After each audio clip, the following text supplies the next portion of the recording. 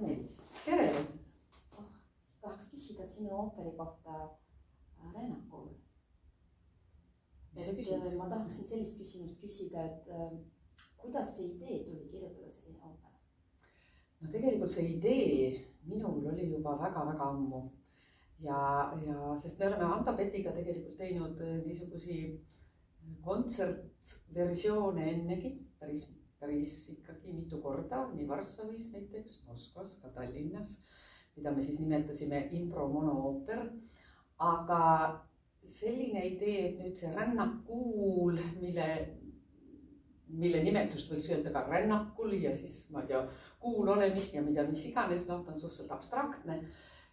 See idee tuli läbi selle, et võiks olla natukene lavastust, võiks olla rohkem ruumist lähtuvat ja ka tantsija võiks olla sees ja nii edasi. Ehk siis tegelikult läbi selle tekkiski võimalus, et viime siis selle ellu. Ja kuna ma täiesti juhuslikult kohtusin ühel üritusel ka Teet Kaske, kelle tegemised on mulle jätnud väga sügava mulje, siis mõtlesin, oi kui põnev oleks selle inimesega koos teha. Ja Teet andis oma hea sõna, ta vist ei teadnud ise ka, kuhu ta selle annab. Aga igal juhul asi õnnestus ja ma olen väga õnnelik selle üle, et tegelikult kõik noorhärrad tulid sellega kaasa. Nii et niimoodi see oli. Unistused täituvad. Väga tore. Kuidas oli selle ooperi, kuidas selle, mitte ooperi, vaid kuidas selle koosseisu korraldamisega ja üldse ruumide korraldamisega, kas tekkis mõnda raskust ka või oli kõik ladusalt? Ikkagi läks suht ladusalt, sest näiteks triona mina, Ando Pett ja Vladi Põstrov, me oleme juba eelnevalt selline ansambel ja kuna see on jutuks, just suurepärane koosseis. See, ütleme, selle taolise projekti mõte on olnud ju meil juba varemgi ja tegelikult liita tuli ainult Teet Kask, kes andis oma hea sõna ja tore oli see, et see tõesti kõik toimis ja nii ta läks.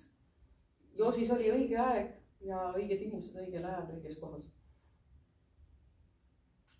Kolmandaks küsiks, et ma arvan, et see õnnestus, aga kas sa ise arvad, kas see õnnestus teil või sinul või kas sa olid sellised oma mõtteid? Mulle väga meeldis meie tööprotsess, need harjutused, nii võib arvata, et mis te siin improvisatsioonis harjutate, eks ju, aga tuleb ikka harjutada, eks ju.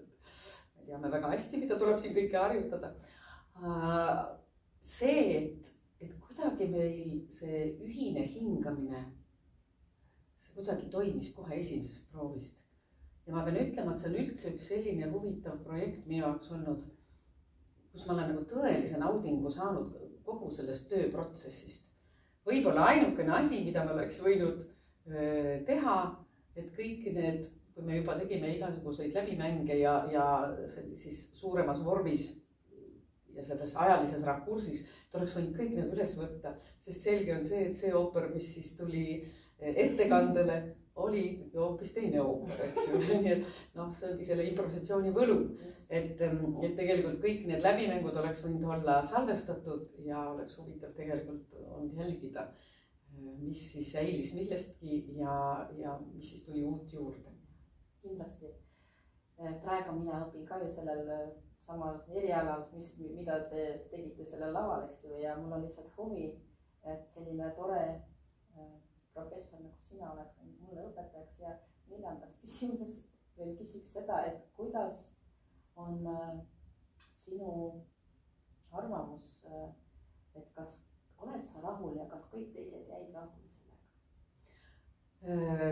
Kahtlemata olin ma selle esinemisega rahul, mis meil siis õnnestus ja tundus vähemalt publiku reaktsiooni ja ka pärast järelkaja pinnalt, et rahvale väga meeldis.